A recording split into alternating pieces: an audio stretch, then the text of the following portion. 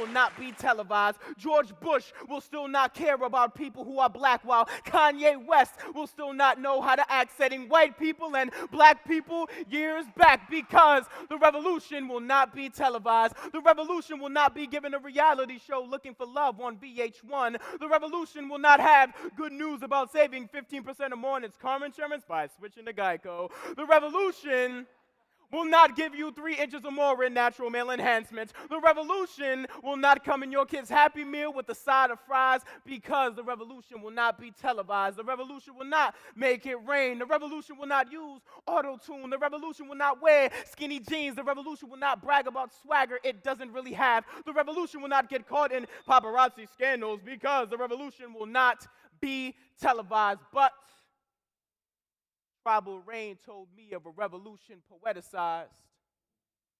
So I poeticize and theorize to show when and only when the revolution will be visualized. The revolution will be visualized if crappy baby daddies can start being the real fathers most of our youth never has.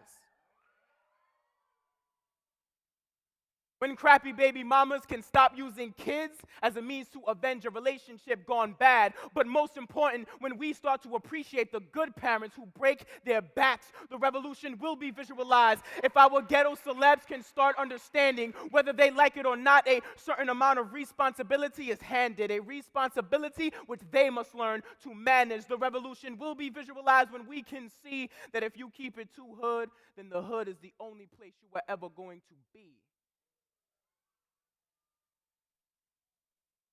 The revolution will be visualized when a man is not called a punk for being in touch with his emotions, when we learn the difference between keeping it real and just being disrespectful, when we put ourselves in check before anyone else can, when we don't let our feelings override good decision making, when fellas stand up and admit we are no tougher than women. The revolution will be visualized. I said the revolution will be visualized. I said the revolution will only be visualized.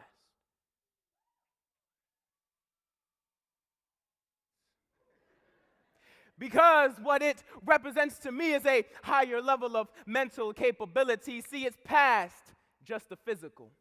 In my big clothes, I feel I leave myself more space to grow, to reach goals that seem impossible. I'm equipped with a killer priest heavy mental, because new knowledge gives me a heavy metal adrenaline rush, so I never settle for a lower level. My mother told me I had a special imagination at an early age. The immaturity stopped, but the imagination stayed. Because sometimes I still fantasize about flying to outer space just to taste double stuffed Oreos dipped in the Milky Way, soaring past the clouds, buckling Orion's belt just to keep my big pants from falling down, shouting cowabunga doo while I'm surfing on brain waves.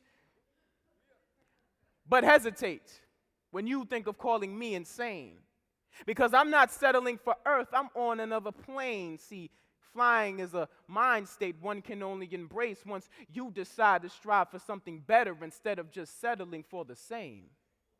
Because slavery is now mental, and it's on all of us to break the chain, because that illusion poverty is just playing games with all our brains. It's just a deception method, making us in the hood think self-expression is gay. Creating the misconception that emotions are a female's only trait. No wonder we only value egotistical images pertaining towards how much money we make and lock our true feelings up. No wonder it's called the rib cage.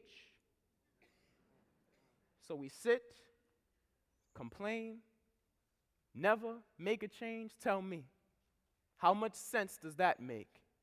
Open your ears, quote these words that I say, because settling for senseless living is just asking for pain. And if your path is leading you towards failure, then switch lanes. Start at the base. Make your number one priority just simply having a smile on your face. Seek beauty in every single thing, for there is beauty in life everywhere, even when beauty is not there, for ugliness only exists to show you what true beauty is. Then learn how to turn your depression into life lessons, for those lessons are blessings to live your life with. But don't get caught in the lies, because I speak this from experience, because the cards I was dealt said futures from the hood don't exist. Our community has half of our young kids doing life bids for selling dope to dope fiends itching for a fix, while others are laying decaying 6 feet deep in a ditch, slain in disagreements that turn into murders quick. But I'm still able to see clearly through the mist and show that playing this game will only put you at risk to lose hope and never find what your true mission in life is. So I attempt to turn poverty into poetry every time I spit, using my rhythmic rhetoric for a riotous influence of righteousness. So you will see me on the corner hustling, but knowledge is my product. This hustle, you can't knock it. I cop it from my connect. Life and college, investing in love and letting my soul get the profit. I'll take an ounce of negativity and flip it to a kilo of positivity. Cooking up wisdom, selling all my people prosperity.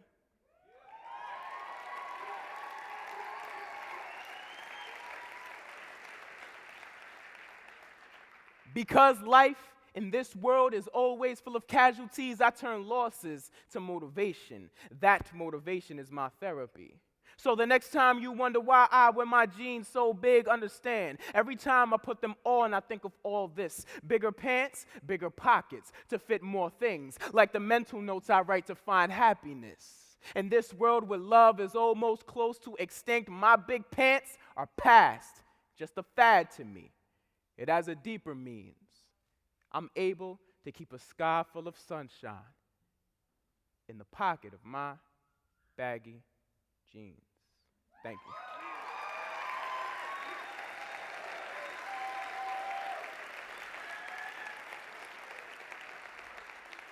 I thank you for your time.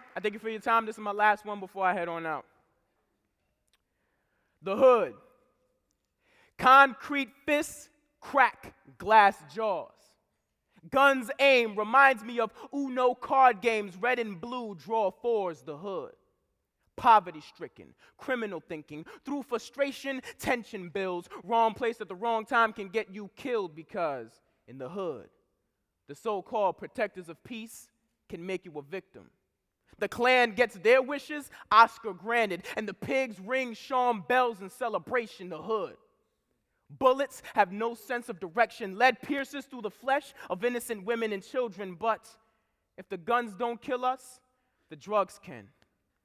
If the drugs don't kill us, our diets can. So much stress leads to blood pressure tests. We put more money into rims than paying our rent. Young girls can't recognize what a gentleman is since being chivalrous no longer exists. And I'm from Providence, a small city in the smallest state.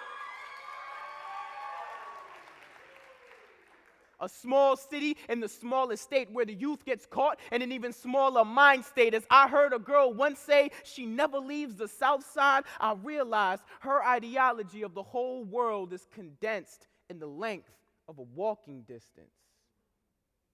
Trapped minds still has us believing salted wings can't fly, and we never exceed past the death in front of our eyes. So as this pen meets the page, I try to lyrically show the youth more. As I hit the stage, I stretch my vocal cords till my throat is sore. So my rhymes aren't filled with tricky metaphors. It's filled with divine purpose for uncovering false surfaces. Using melodic cadences, but I'm no rapper writing rhymes over hard beats. I'm a spoken word MC. I flow to the music of my heart's beats. To show the ghetto if Shakespeare were alive today, he'd be an MC. Annoyed with these literary scholars, but he'd listen to Jay-Z, spit in ciphers with Mos Def and Talib Kweli, rap on wax and do tracks with Eminem, pushing the limits to say the unsaid. So I agree, hip-hop is dead because it died before it began. Its existence is a reincarnated reflection of the past where sonnets became lyrics, spit with rhythm over beats. Ideas like to be or not to be became a song called Mine, playing tricks on me. So I call forth all my brothers and sisters, backpackers and hood rappers for a new state of mind. A state of mind that sees how Romeo and Juliet reflects and connects to the Bloods and Crips. A state of mind of kids that can read Moby Dick and see Herman Melville wrote the coke game before it was cocaine. But to find it, you have to dig deeper than just words on a page. This is poetically spoken. I use these words to open minds. Thank you. Thank you for your time. Peace out, y'all. Thank you. Born and raised in Providence, Rhode Island, Rudy Cabrera. He initially became involved in theater during his freshman year of high school when he acted out a monologue from the play Runaways. He's active in the hip-hop movement and writes and performs spoken word poetry on the themes of social justice, nonviolence, and his life experiences as an American-born Dominican. Rudy produced a live hip-hop show called MC's Rhythm and Poetry Sessions, and currently hosts a hip-hop event at the Spot Underground in Providence, Rhode Island, every third Thursday.